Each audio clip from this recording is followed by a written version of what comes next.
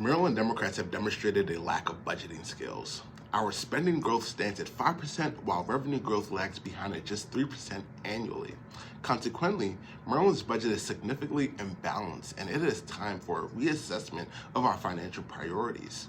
The MDDEMS are strongly opposed to tax relief and advocate for higher taxes to facilitate wealth redistribution, expand welfare, and address significant budget deficits. It is evident that they also face challenges in job creation and often fail to generate sufficient revenue to support their ambitious spending objectives.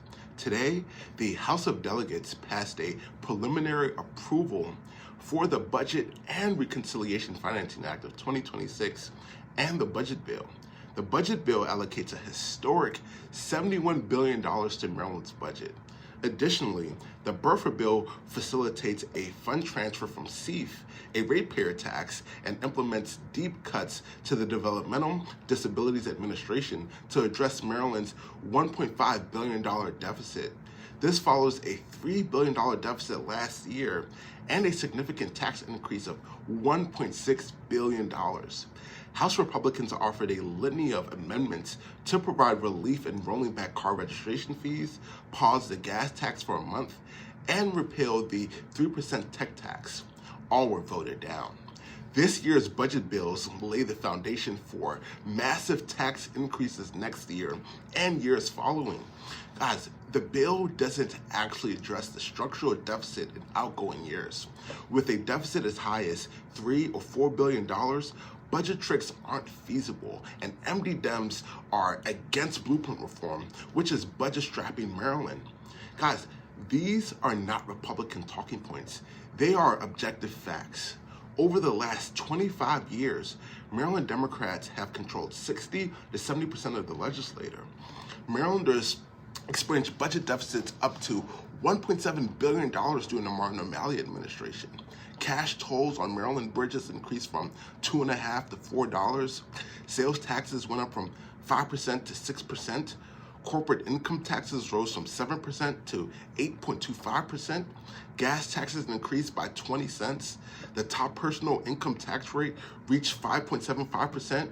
And Martin O'Malley even taxed the rain. He was so unpopular that despite a 2-to-1 majority, Marylanders voted for a Republican governor twice. Folks, before Donald Trump became president, Maryland faced a $2.8 billion deficit. As a result, Maryland Democrats increased taxes by $1.6 billion in 2025. Maryland still has a $1.5 billion deficit, and projections show it could reach up to $4 billion by 2030.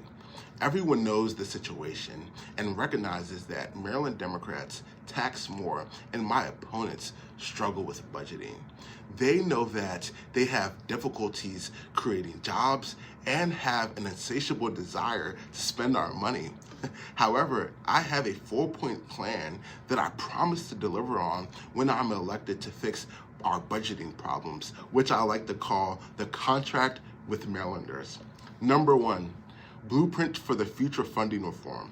The dedicated Blueprints Trust Fund runs out after FY27.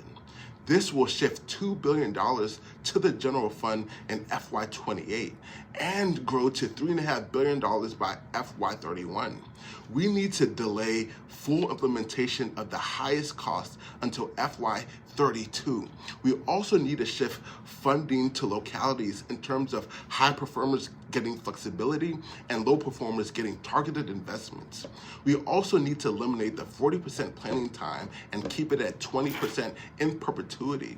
The current Maryland Blueprint for the Future uses a snapshot of student enrollment on September 30th, which is outdated. Many students don't stay in school throughout the year. Yet, Maryland has allocated $318 million for ghost students since 2014 and $990 million since 2019. Maryland needs a multi-day enrollment count system to get an accurate number and eliminate funding for ghost students, savings which will ultimately come up to $200 million annually, and total blueprint reforms would save about $1.5 billion annually by 2031. Number 2, we need a right-sized state government.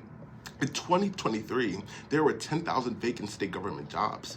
Since Governor Tax Moore and my opponents took office, more than 5,000 state jobs have been added since January 2023, resulting in an expense of over $500 million for taxpayers.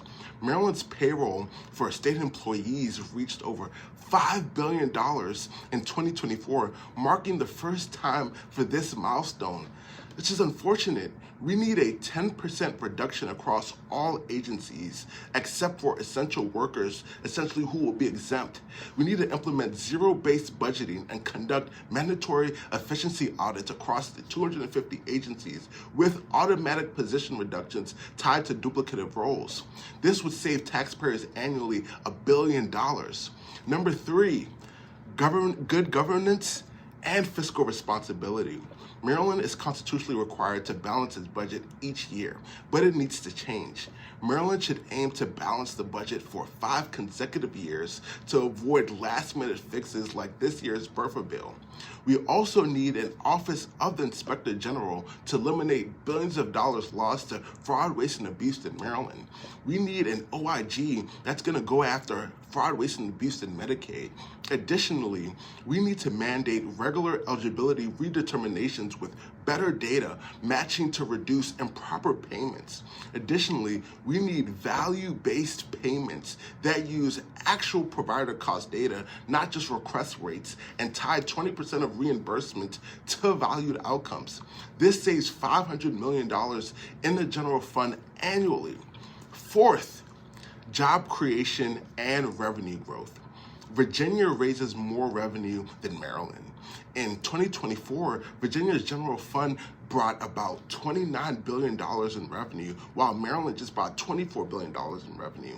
This is because Virginia has a business-friendly environment that attracts more companies and broadens the tax base. Virginia's corporate tax rate is 6% compared to Maryland's 8.25%. By 2029, we should cut corporate tax rates to 6%, eliminate the 3% tech tax, and lower the top income tax rate back down to 5.75%. We need to make energy more affordable by also streamlining permits, leaving RGGI, repealing the Climate Solutions Act of 2022 to make Maryland a more business-friendly state.